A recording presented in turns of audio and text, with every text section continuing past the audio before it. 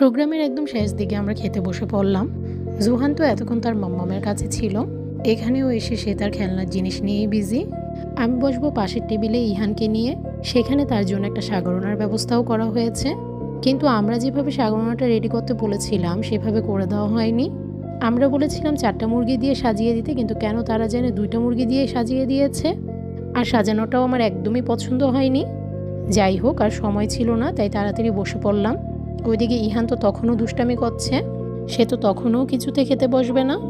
পরে সে বলল আলিফ যদি তার সাথে খেতে বসে তাহলে সে খাবে। পরে আমরা সব বোনরা একসাথে মিলে আলিফকে সহ ওকে নিয়ে খেতে বসলাম। দেখেন এখানেও সে কি পরিমাণে দুষ্টামি করছে বসে। আমি একটু খাইয়ে দিতে চাইলাম, না সে খাবে না। আমি সারাদিন না খাওয়া ছিলাম, সম্ভবত এক গ্লাস পানিও খাইনি।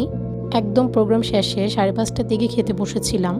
তখন এমনি অবস্থা খুবই খারাপ ছিল, তার কারণ অনেক বেশি গরম ছিল।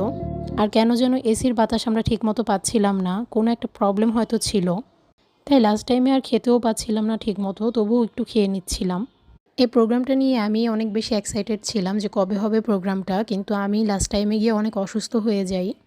এই প্রোগ্রামটার টাইমে অনেক বেশি গরম ছিল, তার থেকেও বেশি প্রবলেম ছিল প্রোগ্রামটা দিনে দেওয়া হয়েছিল। সাধারণত আমাদের বাসার সব প্রোগ্রামগুলো রাতেই দেওয়া হয়, তাই একটু বেশি ঝামেলা হয়ে গিয়েছিল। এতক্ষণ আমার ভিডিওগুলো আমার বোনু করে দিচ্ছিল। আমার খাওয়া শেষ করে আমি একটু সোহানদের টেবিলে আসলাম। সোহান, তানবীর, রূপু, বড় মামু, মেজু মামা, সুমু, মামুনি, মুন্না আঙ্কেল, ওরা সবাই এই টেবিলে ছিল। আর আমার ছেলের তো খাওয়ার কোনো নামই নেই, সে টুথপিক দিয়েই খেলছে। ভাগ্যিস সে সেন্টারে এসেও খেলনা খুঁজে পেয়েছিল, সেটা নিয়েই সে অনেক বিজি ছিল।